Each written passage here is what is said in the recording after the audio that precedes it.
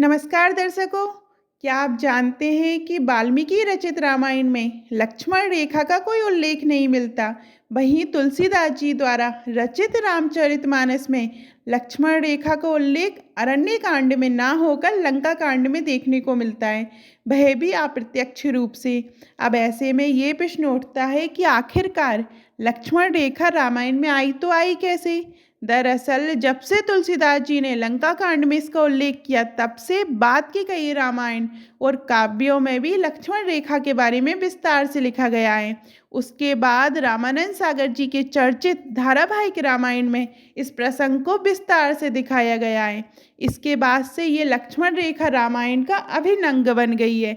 आज हम आपके साथ इसी लक्ष्मण रेखा का रहस्य साझा करने वाले हैं। रामायण की कथा में लक्ष्मण रेखा का बहुत महत्व है, क्योंकि इसे लांग कर ही माता सीता का अपहरण हुआ था। इसके बाद भगवान श्री राम व रावण के बीच भीषण युद्ध हुआ व रावण का संहार हुआ था। आज हम आपको लक्ष्मण रेखा का रहस्य, इसकी शक्ति, रामायण में इसका वर्णन आदि के बारे में विस्तार से बताएंगे। सबसे प्राचीन रामायण वाल्मीकि जी द्वारा रचित रामायण ही है व अन्य सभी रामायण इन्हीं का संदर्भ लेकर लिखी गई हैं। वाल्मीकि द्वारा लिखी गई रामायण में लक्ष्मण रेखा का उल्लेख नहीं मिलता है। इसके अनुसार जब रावण माता सीता का अपहरण करने आया, तब उसने मारीच के द्वारा छल रचा। इसी छल में फंसकर जब माता सीता ने लक्ष्मण को मार्मिक वचन कहे व उन्हें भगवान श्री राम जी की रक्षा करने जाने के लिए विवश किया, तब लक्ष्मण अत्यंत दुविधा में फंस गए। उन्होंने माता सीता से कहा कि पता नहीं जब मैं भैया श्री राम जी के साथ वापस आऊँगा तब आप सुरक्षित मिलेंगी या नहीं।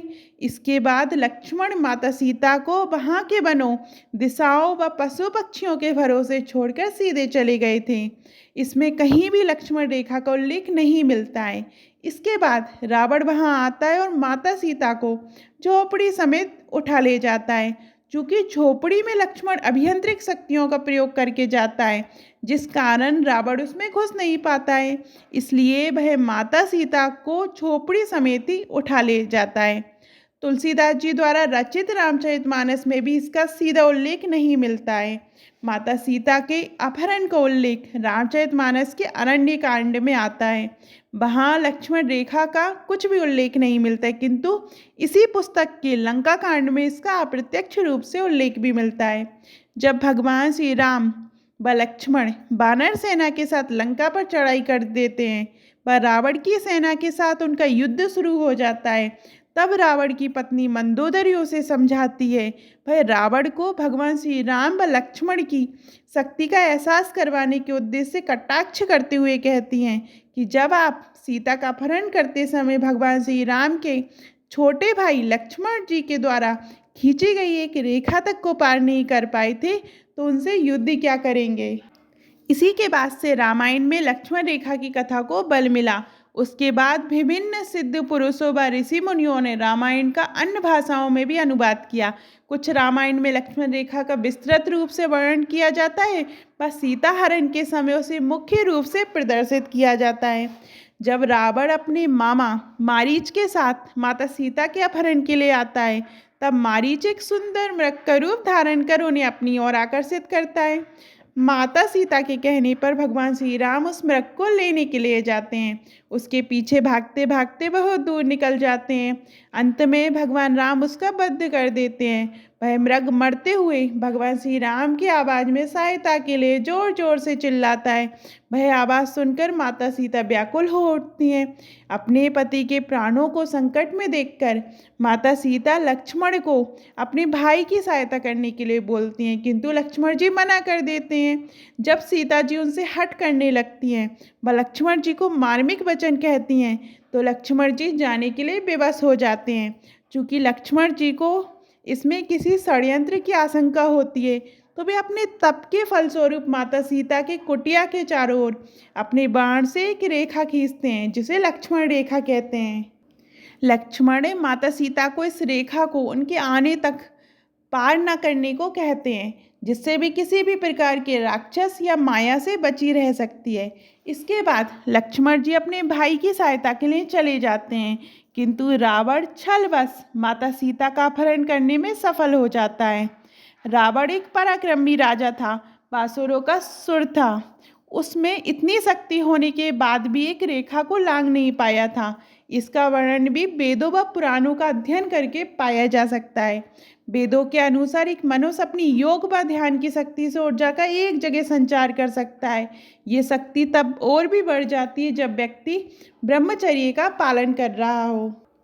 लक्ष्मण जी 14 वर्षों से अपने भाई व भाभी की सेवा में तैनात थे। वह अपनी पत्नी उर्मिला से दूर ब्रह्मचर्य का पालन कर रहे थे। साथ ही वे प्रतिदिन गहन योग व साधना भी किया करते थे, जिस कारण उनके अंदर असीमित ऊर्जा का संग्रहण हो गया था। इसी ऊर्जा को उन्होंने लक्ष्मण रेखा खींचने में इस्तेमाल किया था। वह रेखा इतनी ज़्यादा शक्तिशाली थी कि उसे कोई भी लांघने का प्रयास करता तो वह भस्म हो जाता। इसी कारण परम प्रतापी होने के बाद भी रावण उस लक्ष्मण रेखा को पार नहीं कर पाया था। अब हम वैज्ञानिक तथ्य के अनुसार आपको ये समझाने का प्रयत्न करेंगे कि आखिर लक्ष्मण रेखा काम कैसे करती थी। आप आज के समय के अनुसार sensor, laser light, current system आदि सुरक्षा उपकरणों के बारे में पढ़ते हैं। इनका इस्तेमाल मुख्य तौर पर हम किसी स्थल पर प्रवेश करने व अनावश्यक लोगों को प्रवेश रोकने के उद्देश्य से करते हैं। आज की तकनीक धीरे धीरे विकसित हो रही, किंतु उस समय हमारे पूर्वजों ने हमसे ज़्यादा तरक्की कर ली थी। इसका उदाहरण आप पुष्पक विमान, ब्रह्मास्त्र, अनदेवीय अस्त्र, ग्रहों की गणना आदि से देख सकते हैं। उसी प्रकार लक्ष्मण जी ने भी अपनी ऊर्जा का प्रयोग करके एक ऐसा सेंसर सिस्टम लगाया था जिसको छूने से कोई भी व्यक्ति उसके करंट व ताप से जलकर भस्म हो सकता था। किंतु वही सेंसर माता सीता के स्पर्श से एक्टिव नहीं होते थे, वह उन्हें पार करने की अनुमति दे देते थे। इसलिए जब रावण ने उससे पार जाने का प्रयास किया तब वे शक्तिशाली सेंसर एक्टिव हो गए। वह रावण को जलाने का प्रयास करने लगे। इससे रावण पीछे हट गया, किंतु माता सीता के उस पार करने पर उन्होंने कुछ नहीं किया। यही इस लक्ष्मण रेखा का रहस्य है। आपको रामायण में लक्ष्मण रेखा की कथा कैसी लगी कमेंट में ज़रूर बताइएगा। और अभी तक आपने हमारे चैनल धार्मिक चमत्कार को सब्सक्राइब नहीं किया है तो सब्सक्राइब करिएगा। धन्यवाद। जय श्री राम।